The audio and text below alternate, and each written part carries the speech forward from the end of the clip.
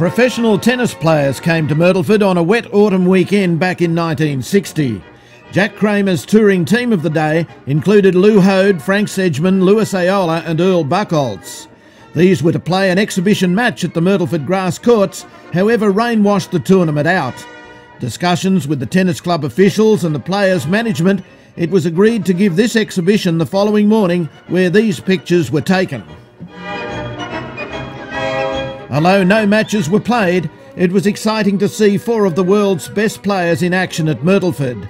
A newspaper report of the day said that members of the visiting squad were most impressed with the courts and facilities here and promised to return for more tennis. That didn't happen, of course, but in 1960, a visit by such a prestigious group of international players was certainly something.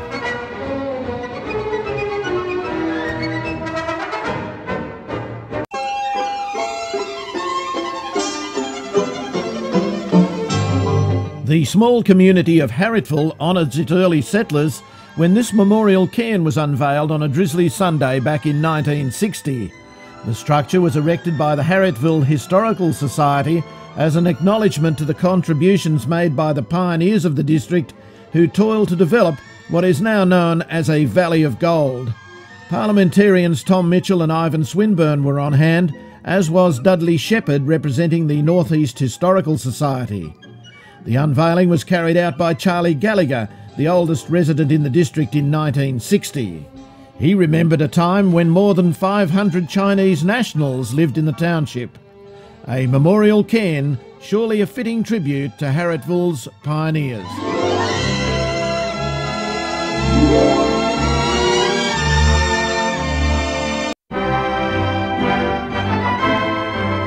It was a proud day for members of the Methodist Church at Wirrawley when their new place of worship was opened back in 1960. After a new church building was constructed and opened at Myrtleford in 1958, it was Wirrawley's turn to see their dreams come true. Clergyman Eric Grono, seen here, had given the leadership during the planning and construction. The large crowd in attendance formed the first congregation as the minister's wife, Mrs. Phi Grono, turned the key to open the new building. Many years of fundraising had finally secured a new church building at Wirrawley in 1960. As time passed, the congregation dwindled, and 45 years on, it was closed and sold in 2006. But many will remember that sunny Sunday afternoon back in 1960 when a new church was opened at Wirrawley.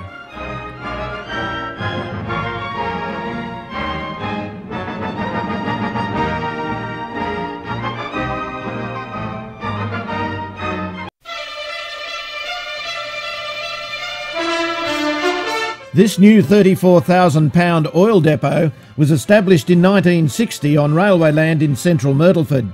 The project was undertaken by the Vacuum Oil Company to fill the fast-growing need for fuel in the region. The depot had a capacity of 77,000 gallons, and with oil replacing other fuels in the tobacco industry, the majority of the tanks held this type of fuel. In addition to storage, the depot included drum filling and cleaning facilities.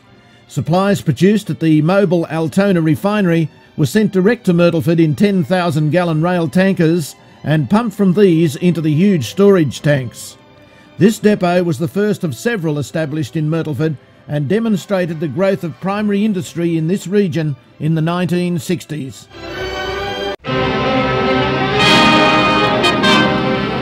This crop duster, owned by the Melbourne firm of Superspread Australia, hit high-tension wires and crashed while spraying tobacco at Buffalo River in the summer of 1960. After hitting the wires, the modified Tiger Moth dived headfirst into the crop, landing in this position. The pilot was trapped in the cockpit until workers nearby raced to the rescue. He was unhurt, but as these pictures show, the aircraft was extensively damaged. This was the third accident involving crop dusters in the area since the introduction of aerial spraying in 1956.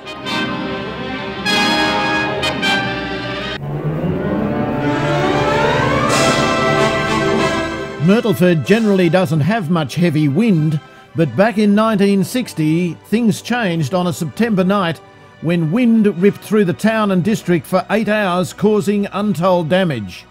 Damage costing hundreds of pounds was caused, as these pictures show.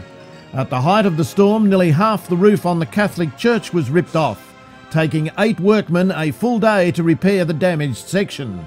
Many tree branches came tumbling to the ground and in many cases brought power lines with them. Television and radio aerials were damaged. A freak windstorm in 1960 leaves a trail of destruction throughout the Ovens Valley.